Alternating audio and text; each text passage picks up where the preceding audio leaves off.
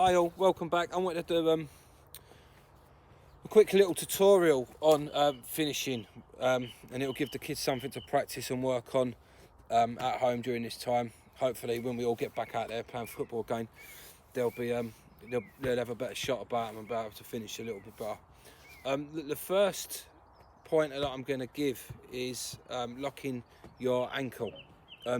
You see it a lot where children, they don't really have their ankle locked up firm, and if this is the ball, when they're hitting the ball where they've got a soft ankle, let me get a good camera angle, where they've got a soft ankle, it don't really connect with it very well. They want to be getting hard, you know, a good firm lock in the ankle, so as they're hitting it, they're putting all the power from their ankle, from their leg, through the ball. If they've got a floppy ankle, you'll hit it and you're losing a lot of power in the shot. So it's really important that you have a good locked ankle so that when you're hitting the ball, it's a good transfer all the way through. Luke, would you mind giving a little demonstration on what I mean by a locked ankle, please? Just get that ball in the centre there.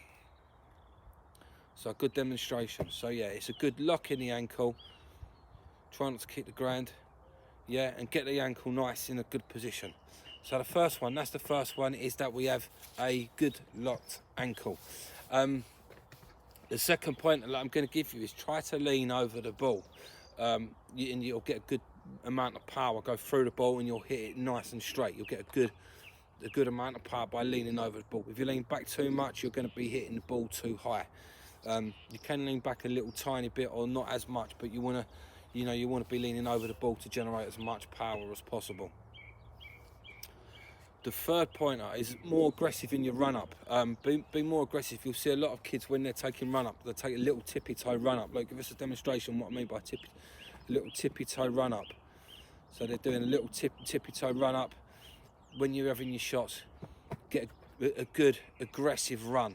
Be very positive in the run up to the ball. So the first pointer is locking the ankle. That's number one. The second one is leaning over the ball. Yeah. Get yourself over the ball. The third one is be aggressive in the run up. Yeah. The fourth pointer that I'm going to give you is try to hit the ball in the centre. So if this is the ball, I'm going to draw a line around my ball. It's a dry white marker, so it'll come off. Yeah. So you can see the line what I've done through the centre of the ball. Yeah. A nice line through the centre. We want to be aiming to hit it around about here, in that area there. So if that's the centre, I can't get it right on my camera angle. So if that's the centre here, we want to be just below that centre line of the ball. So point one, I'll go over it again, is lock your ankle. Number two is lean over the ball. Number three is a more positive run up. And number four is hitting it just below the centre of the ball. So if you've got the centre line, you want to be going just below in that section below it. Five is, can you get your standing foot next to the ball? So your standing foot, you want it directly next to the ball. Next to the ball, and try and get it pointing at the target that you want to be aiming at. Yeah, so Luke's foot is next to the ball as he comes in through his run up. He's leaning over and he gets his standing foot next to the ball, pointing where it needs to be aiming at. Yeah. So Luke, give us a couple of demonstrations of your shot, please. Yeah, just go at the garage, that's fine. Yeah, and he gets so much power in his shots. It's why he's his team's top goal scorer. Got a good shot about him, that's fine. Yeah, that's fine, go on. So his standing foot is directly next to the ball. It's pointing where he wants the shot to go. He's leaning over the ball slightly to give him more power transfer. And he's hitting the ball just below the centre. And here he's taking shots at the treehouse now. So go on, that's all right, carry on, it won't break it. That's it. Yeah, that's fine. Yeah, so that's a good transfer of power all the way through. Yeah, standing foot next to the ball. And another tip I'm going to give you is to practice at game speed. So if you see what Luke's doing there, he's taking a run out, he's playing the ball's flat. That ain't game speed, that don't happen in games. Yeah? So try and get it at game speed. Not like that. Not like that. So game speed. Yeah, get the ball moving, get it rolling. Luke's almost shown his face here. He'd be devastated if he shows you all his face, and I will put it on there. Yeah, so game speed. Standing foot next to the ball, leaning back, leaning over the ball slightly. Hit the ball just below the central line, and lock that ankle. It's over the fence. And lock the ankle.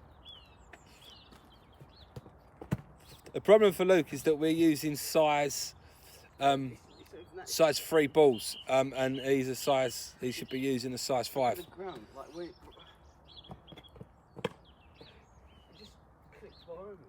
So now we've lost camera 2. I think the battery's gone flat. So yeah, so my tips for today, kids, boys and girls.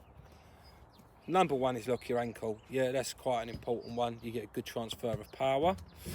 Number 2 is lean over the ball. Get yourself lean over the ball. If you're leaning back, you'll lose power. You'll get too much backspin.